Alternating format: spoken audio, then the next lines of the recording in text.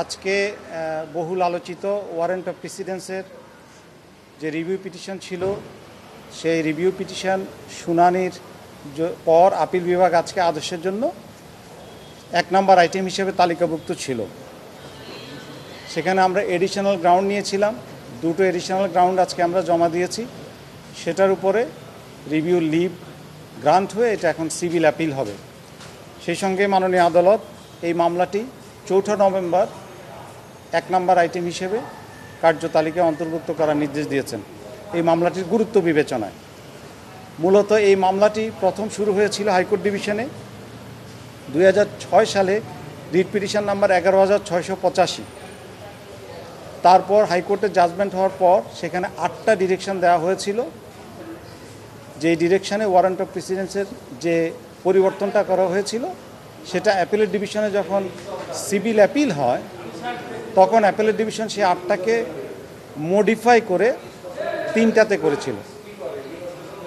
সেই 3টার মধ্যে মূল যেটা ছিল সেটা হলো লার্নেড ডিস্ট্রিক্ট জাজেস এবং ইকুইভ্যালেন্ট পোস্ট হোল্ডার যারা, ওনাদেরকে দেওয়া হয়েছিল সিরিয়াল 16-এ সেক্রেটারি সাহেবদের সাথে, আর এডিশনাল ডিস্ট্রিক্ট জাজ যারা ওনাদেরকে দেওয়া হয়েছিল 17-এ।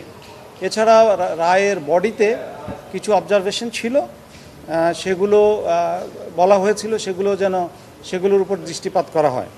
এছাড়া অ্যাপেলেট ডিভিশন সিভিল অ্যাপিলে প্রথম যে অবজারভেশনটা দিয়েছিল সেখানে বলেছিল যে since constitution is the supreme law of the land, all constitutional functionaries shall be placed first in order of priority in the table of the impugned warrant of precedence। তো এটা মানে হলো, যদিও ওই 2 এবং 3 নম্বরে এটা পরিষ্কার করা ছিল ডিস্ট্রিক্ট জাজেস এবং এডিশনাল ডিস্ট্রিক্ট জাজেস সম্পর্কে, কিন্তু 1 নম্বরে বলা হয়েছিল যে জাজমেন্টের বডিতে ওনারা সাংবিধানিক পদগুলোর যে গুরুত্ব দিয়েছেন এবং যেভাবে অবজার্ভ করেছেন সেটা অনুযায়ী যেন ওয়ারেন্ট অফ প্রেসিডেন্সটা সংশোধন করা হয়।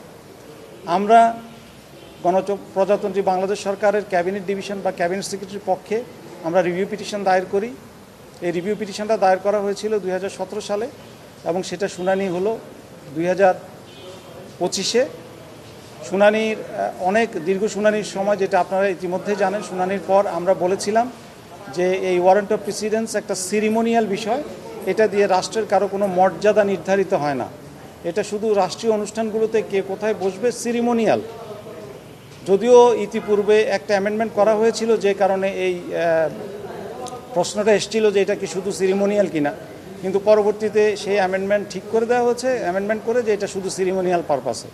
আমাদের দ্বিতীয় গ্রাউন্ড ছিল যে মাজদা হোসেন কেসে জুডিশিয়ারি, যেহেতু জুডিশিয়াল সার্ভিস একটা সেপারেট সার্ভিস, এর মর্যাদা অনেক উপরে ভিন্ন, তো এটাকে নির্বাহী বিভাগের সঙ্গে একত্র করা ঠিক হবে না। তো আরও অনেক আর্গুমেন্টের মধ্যে এই 2টাই আমাদের মেইন আর্গুমেন্ট ছিল এবং আমরা সেই আর্গুমেন্টে পরিষ্কার ভাষায় আদালতকে বলেছি যে যেহেতু এটা সেরিমোনিয়াল ব্যাপার, যেহেতু এটা জুডিশিয়ারি এবং এক্সিকিউটিভের মধ্যে কোনো কনফ্লিক্টের বিষয় না, কে বড় কে ছোট এটার বিষয় না, কারো স্ট্যাটাস ঠিক হবে না এটা দিয়ে, তো সুতরাং আপনারা এটা লিভ গ্রান্ট করেন, করে পুরো আপিলটা শুনেন, আমরা পুরো রিভিউটা জাজমেন্টটা রিভিউ হওয়া দরকার। তো মাননীয় আদালত অ্যাপেলেট ডিভিশন প্রাইমা ফেসি সন্তুষ্ট হয়ে আজকে লিভ গ্রান্ট করেছেন। এটা এখন সিভিল অ্যাপিল হিসাবে নতুনভাবে নাম্বার হবে এবং ইনশাআল্লাহ নভেম্বরের 4 তারিখে এটা শুনানি হবে।